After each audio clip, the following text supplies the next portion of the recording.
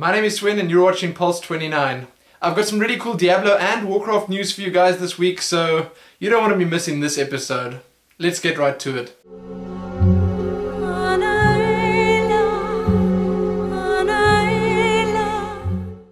World of Warcraft patch 4.0.3 is now live. This patch contains a couple of additional preparations for World of Warcraft Cataclysm's launch and a couple of small UI and bug fixes too. We've been told that Deathy is working as intended now and that the 750 megs we had to download was to pave the way for the shattering of Azeroth. It won't be long now before the world changes forever, so you'd best get your affairs in order before Deathwing unleashes his devastation. As usual, you can find the full patch notes below. As I was just mentioning, patch 4.0.3 has hit the servers, and that means patch 4.0.3a and the shattering are in fact coming soon. So soon, in fact, that the public test realms have actually already been shattered. You know what I mean. So patch 4.0.3a is now live on the public test realms, and well, with it came a new login screen, a couple of balance changes, smaller ones, nothing too drastic, and, well, as you all know, a whole new world to explore. So along with this, we have sort of confirmed that the shattering will be hitting the live servers as early as next week, as the patch on the public test realms right now is actually marked as release. I really can't wait to start leveling my druid, so if you're interested in that, you can find those patch 4.0.3a patch notes below. Blizzard announced just yesterday that the experience required to level from level 71 to 80 has been decreased by a whopping 20%. So as with Burning Crusade and Wrath of the Lich King, it seems like Blizzard are sticking with what they usually do and making it a little bit easier for us to get to that new content. Although I guess 1 to 60 is theoretically new content too, but irrelevant. So this is great news for anyone planning on leveling one of those new class race combos in Cataclysm, and I gotta say my biggest gripe would have actually been leveling through the Wrath content, so you can read more about that below. Another big change that hit with patch 4.0.3 was the new queuing system in Wintergrasp. This new system is actually going to try and match the factions at a 1-to-1 ratio. It's worth noting this is the exact same system that Tol Barad in Cataclysm is going to use, and I'm not sure if I like it one bit. For those of us on servers that aren't as balanced as they should be, this could become quite a curse, and I really hope that Blizzard have a plan up their sleeves for this one. Blizzard say that they actually expect players to move to the lesser played factions, and they also tell us that they will continue to monitor it and see how it pans out. So that does mean tenacity is in fact gone. You guys can let me know what you think about that. As I said, I'm not quite sure if it's going to work or not. You can read the full thing below. The fourth phase of the elemental invasion has hit and things are really heating up now. And I do mean that literally. Elementals are invading the capital cities and it's pretty clear that we are no longer safe. In this phase we're tasked with defending the city, evacuating the citizens, defeating the elementals and the rifts from which they came, and then taking the fight to the enemy. After the invasions have happened and been stopped, hopefully, you'll be able to access 4 new bosses via the Dungeon Finder tool. Grand Ambassador Flamelash, Crown Princess Theradas, Kaiju Gazrilla and Prince Sarceron are all ready and waiting for our groups. There's some decent gear to be picked up and some pretty nostalgic fun to be had, so what are you waiting for? Join the live servers and try it out. The shattering is nearly upon us. The ground trembles beneath your feet and sinister cultists speak of impending doom. Loved ones have gone missing and the appearance of angered elementals have only added to the confusion.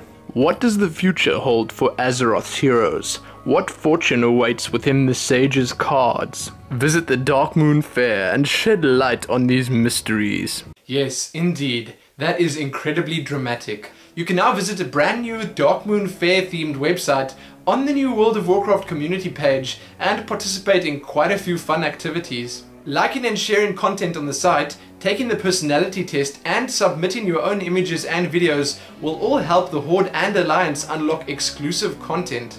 It does sound like great fun and you absolutely have to check out that website. It really is well made and there's a lot of cool stuff to be seen. So if you want a glimpse at what your future holds, then I think you'd better head on over there right now. Blizzard has given us yet another cool Cataclysm preview. This time we take a look at Tol Barad. Similar to Wintergrasp, Tol Barad will be an open world PvP zone, although there is a hub for Alliance and Horde players to complete daily quests as well. Tol Barad will apparently pit 80 players from each faction against each other in brutal combat on the island's surface. So if you're keen to learn more about Tol Barad and all it entails, then you should definitely check this preview out. There are obviously quite a few cool screenshots for you to look at too. I know some of you don't like reading too much. So to the shock, horror, frustration, shock and horror of all the hardcore World of Warcrafters out there, Blizzard recently announced something quite interesting. With the World of Warcraft 6th year anniversary that's actually coming up at the end of November, we will in fact not be getting a pet. Oh my goodness. Yes, that's what they said, and I can hear the whining already. At least you'll still be able to pick up that feat of strength if you log in between the 30th of November and the 14th of December, so that's something at least. Blizzard is proud to announce that during maintenance last week, region-wide matchmaking for Battlegrounds was rolled out in Europe. So Blizzard says that your teammates will be from your own language region and your opponents, well, they can be from anywhere. Also, there are now 4 larger groups for Dungeon Finder use. The groups are as follows. Group 1, Blackout and Cataclysm. Group 2, Frenzy, Rampage and Cyclone. Group 3, Reckoning, Cruelty and Emberstorm.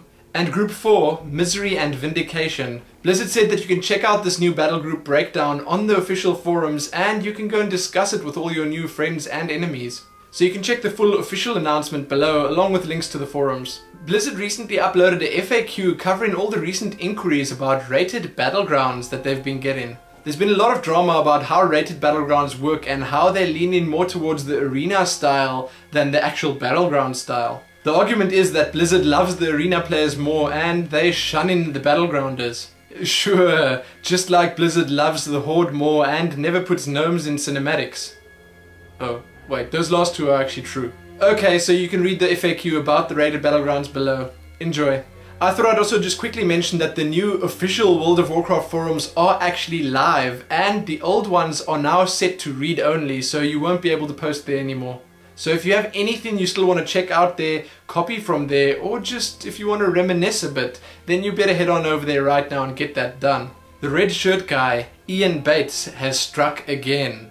Well, sort of. He was recently interviewed and, well, the interview popped up on the LA Times website. He said he might well start a fact-checking website or take other websites up on their offers to write for them. Of one thing he is sure though, he's going to be donating all the proceeds from his partnership with YouTube to charity.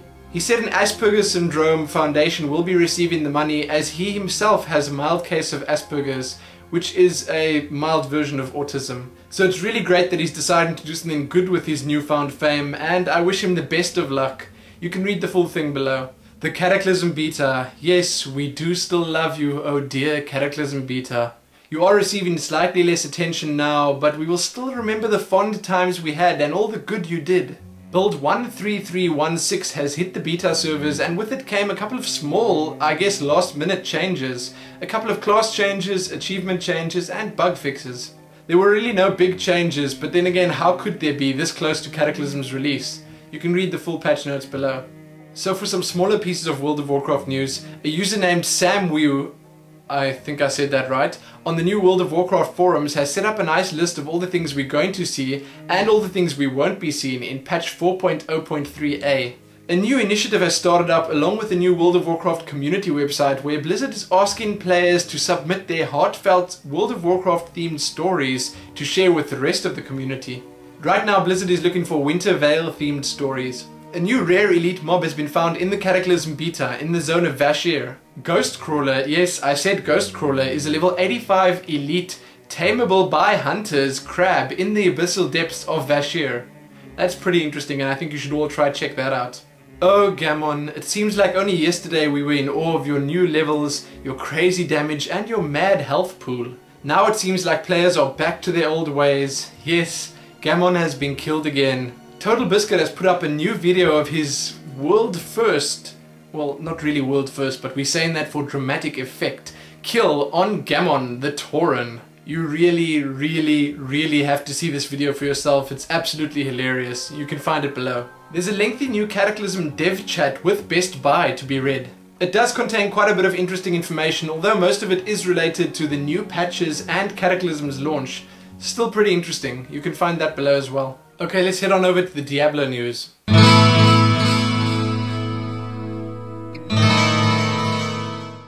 Blizzard has said many times that they were indeed tossing around the idea of joining the console wars. Now it seems like more than just an idea. Blizzard is actually hiring for 3 different console positions on the Diablo 3 development team. Whoa. I personally would rather play Diablo 3 on PC, but there are a lot of people out there that only have consoles or prefer playing on consoles, so I guess this is pretty huge news for them. Now I guess we just sit and wait and see what comes next. You can check that out on Diablo3.com in their community section. Activision CEO Bobby Kotick recently spoke at the Web 2.0 Summit. He had a nice long talk about World of Warcraft and mentioned how important it is, and he really stressed that it is very, very important to listen to the players and community in a dynamic online business. He says that if you have very vocal and outspoken community members and they are at least a little bit articulate, then you can get some really good information and insight from them. He goes on to talk about other topics too, and I'm not quite sure why I put this in the Diablo 3 news, but it's here now and you can check it out below. A fan offered up an odd comparison recently in reference to the widely hated Star Wars Episode 1 to 3 movies. He was wondering if Diablo 3 was going to turn out the same. Now it sounds like a pretty random question, but Bashiok was there to jump in and set things straight. He says that Jay Wilson won't pull a George Lucas and surround himself with psychopathic yes men and ruin Diablo 3 with unchecked and unchallenged bad ideas. Thanks to Diablo INC gamers for that wonderful wording, by the way. Bashiok did get slightly heated and explained, as we all already know, how Blizzard make their games and the amount of painstaking detail they go into, so if you want to read that full thing you can check it out below. Bashiok shared some information about recent changes to the Demon Hunter's signature weapon, the pistol crossbow. The big news is that they might not remain dual wield only, as they were at BlizzCon. Apparently you may also be able to use a pistol crossbow in your main hand and a shield in your offhand, so that's cool. Lastly, it seems like one-handed crossbows are only for the Demon Hunter, whereas two-handed crossbows will be for the Demon Hunter, the Witch Doctor and the Wizard. You can read more about that below. So it's time for some smaller Diablo 3 news, once again courtesy of Diablo INC Gamers and the Diablo Twitter account. If you die in hardcore PvP, you're dead.